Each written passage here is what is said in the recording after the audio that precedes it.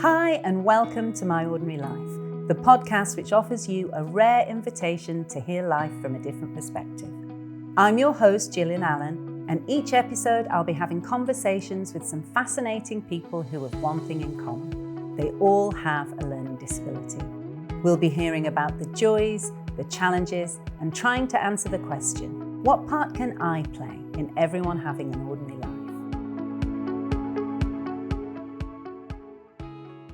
Hi and welcome to My Ordinary Life. I'm your host Gillian Allen, and today we are very lucky to have Ian with us. Hi Ian, how are you? All right, thank you. Lovely. Well, thank you so much for coming in to see us today. And we're going to be having a chat about your life, and I'd really love to start with asking you about what makes you happy in your life, please. Looking after my niece and nephew and walking my dog Burrick, and enjoy singing in two choirs and playing music on my keyboard. The two choirs are good because sometimes we have a concert, and I used to play on the organ. We used to have at our old house, but we had to sell it because we were moving into another house. Right.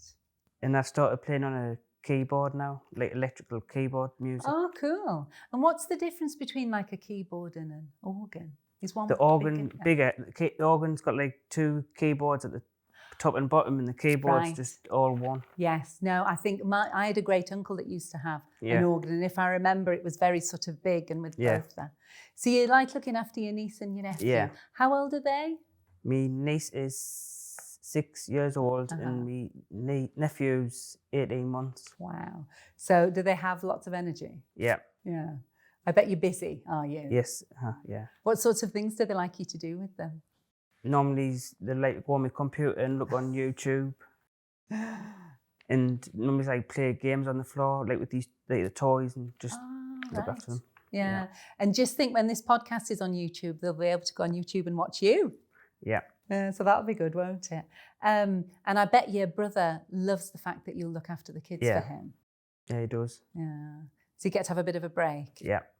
I used to look after my nieces when my sister had them, and I hadn't had my own kids yet. And yes, she was very, very happy that I would come and take them off our hands for a little while.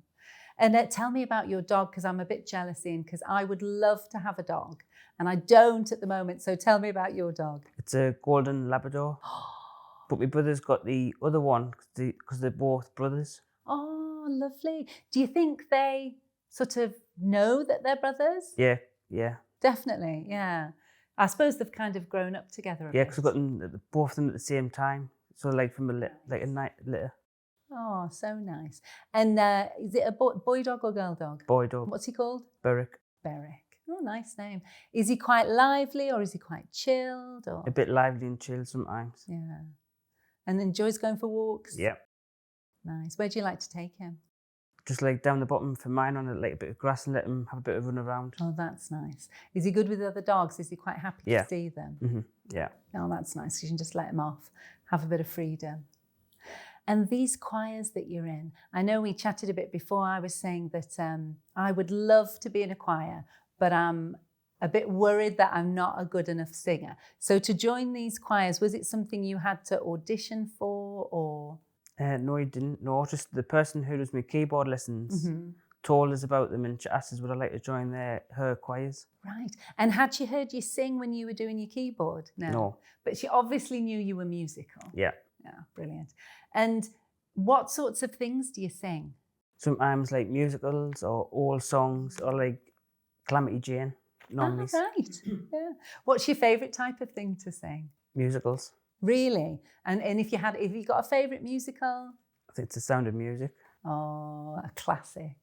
I used to, and when I was young, we had the score of The Sound of Music, and I used to try and pick it out on the piano, but I wasn't very good. I'm not musical like you, Ian. It was a bit tragic probably, but the songs are amazing. So have you got to a stage where you can actually play songs and things, or where are you at with that? I can play the songs without looking at I can remember where the notes are on the keyboard and play them without looking at the music. Really? Oh, wow. Now and again. But yeah. Oh, so you're learning it really quick. Oh, fantastic. So much amazing stuff going on in your life that you're really enjoying. What is something that you feel really proud of in your life? being a godfather to my nephew. Oh, and your nephew's the little one? Yeah. Oh. So when did he get christened? I think it was near Christmas time, I think it was. That is quite an honour, isn't it? Yeah. Do you take that responsibility quite seriously? Mm-hmm. Yeah. And what does it mean to you then to be his godfather? Because he keeps always shouting for us when I'm busy doing something else. So he obviously thinks it means that you're going to be there for him. Yeah, which is fantastic. Oh, that's such a lovely thing. And you know that you can be there for him sort of throughout his whole life and guide him and support him. Yeah. Oh, I think that's amazing. No wonder you're proud. I bet your brother was delighted when you agreed. Yeah. So I know we've heard about some of your hobbies already, Ian, but there is one that you haven't mentioned, and it's a creative side of you that we haven't heard about yet. So I've heard that you do something really lovely to help out some very premature babies. What is that, please? I normally knit hats for premature babies so that they know different colours. If one was pooling and they know which colour hat it will be wearing. Oh, so do they actually have different coloured hats for the different? Yeah. I didn't know they did that. Mm-hmm. Oh, because I know that people knit hats for the babies. Because my best friend, she had twin boys who were really premature, and they were in the NICU for quite a long time, and it really meant such a lot to her that people took the time to knit hats for her tiny, tiny babies because they were too small. She couldn't buy any clothes for them because they were so much too tiny. So they actually have different coloured hats to say which babies might need some more help or... Yeah, like support and I had no idea. Wow. So how on earth did you get into knitting hats for premature babies? My mum's friend told us about it, that they needed more hats for premature babies. And I thought, I'll have a go at trying knitting. So I knitted some. Oh, wow. And had you done knitting before? Yes, I knitted a blanket for me niece and my nephew. Wow. I bet your brother treasures those. Does he? They're like it must have taken quite a while though. Yeah, doing like loads of squares. Yeah. Can I have a look at the hat? Because it looks, I have to say, flawless. I love knitting. I don't get around to it very often, but I do love knitting. And I have to say that looks absolutely perfect. How long does it take? I normally do a bit and then I stop for a bit and then do a bit more and then do some the next day. Just it's bit by bit. I know from my friend that those parents will be so grateful and so delighted that you've given up your time to make something precious for their little one. I just think that's beautiful. The other thing we haven't really talked about is your job at Sunderland People First, and I'd love to hear about some of the stuff that you do with them. Are you happy to talk about that? Yeah. So you started, did you go into a group? What was the group you joined again? Keeping People Connected. Keeping People Connected. So what's that all about? It's like where they talk to other people with who's got learning disabilities and see how they're coping, how they're keeping. Oh, right. And through that, have you started to do other work for Sunderland People First? Yes, we're busy doing work on cancer awareness and like other stuff and trying to appeal for these people in hospitals. Ah, right. And so the cancer awareness stuff, is it about talking to services or talking to people with learning disabilities or talking to the general public? Or I think it's the general public and trying to get it out there. Ah, right. Just to help people understand what the signs that they might be unwell. Mm-hmm. Yeah. I'm with you. So that's a really important thing to do. Yeah, it is. Yeah. Yeah, in terms of people's health, really important. And do you enjoy working at Sunderland People First? Yeah, I do. Yeah, it's good fun. Yeah. What's your favourite bit about it? Enjoying the meetings and trying to get more information out there to people. Yeah. Do you like getting to chat to people and? Yeah. And it's always nice when you feel you're doing something that helps. Yeah. Has it helped you make new friends or meet people through? Yeah, meet new friends at work. Yeah. Oh, great. Oh, that's good to hear. It's always, I know I've got some lovely friends that I've met through work. It's a good place to meet people. So these podcasts that we're doing, we're thinking a lot about how we want to hear about people with learning disabilities living their lives, doing lots of different things. What things in your life, or what people in your life support you to be able to do the different things that you enjoy? My parents, my family, my friends, and my work colleagues at Sunderland People First. Ah, right. So you've got sort of a team of people around Yeah. you. That sounds amazing. And how do they support you? What sort of things do they do? If I need like any advice, they'll guide us in the right way and tell us if it's right or wrong. Yeah. And that's really useful, isn't it? If you've got people that you can have those conversations with and you can trust what they're saying to you. Yeah.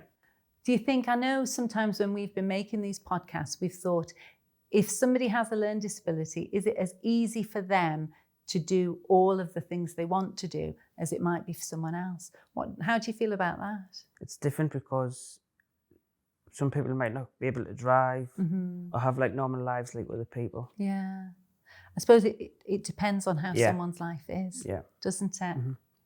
So in your life, you get to do loads of different things. You're an uncle, a dog owner, a chorister isn't it? A musician. And I know you do loads of great work at Sunderland People First as well. So you've got all these different roles and different stuff going on.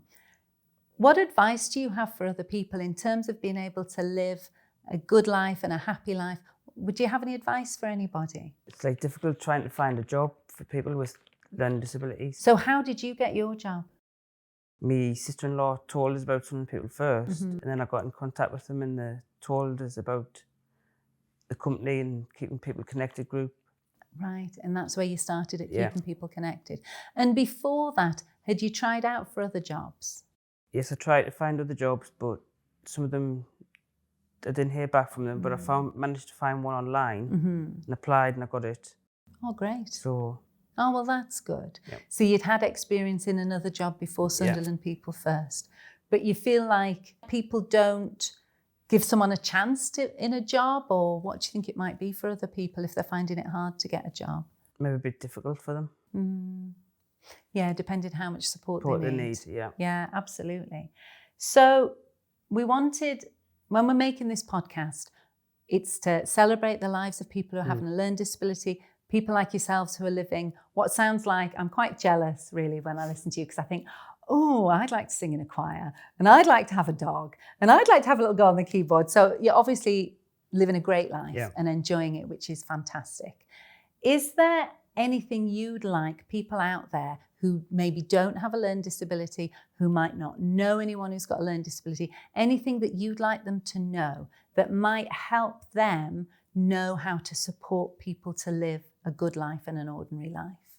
Maybe just get them to understand what learning disability means. Yeah, I think that's a great idea. And you sound like somebody who's really happy with their life, how it is right now. Yeah. You are. That's great to hear. Is there anything at all that you'd like to tell us about? Maybe something that I haven't asked you, or something that you've thought about before you've come along? I like to bake cakes and make cakes for my family and friends. Do you? Are you a good baker? Yeah.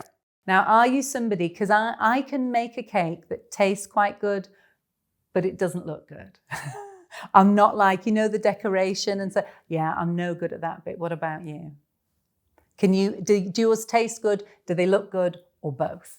Both. Both? Oh. So can you do sort of all the icing and the... Not quite, but I'm trying to learn how to get it right. Oh, I'm impressed. You'll have to show me some photos. I just, shake a bit of icing sugar on the top and I think that's about me done. But now you're a man of many talents, I would say. Well, it has been an absolute pleasure having you come here today, and I have loved hearing about your ordinary life. So thank you very much, Ian. Yeah. If you enjoyed this episode and are feeling very kind, please rate, review and subscribe, and be sure to tell your family and friends to have a listen too. And if you'd like to share your ordinary life with us, we would love to hear from you. You can find us on social media at Ordinary Life 66. Enjoy the rest of your day, and we hope to catch up with you again soon.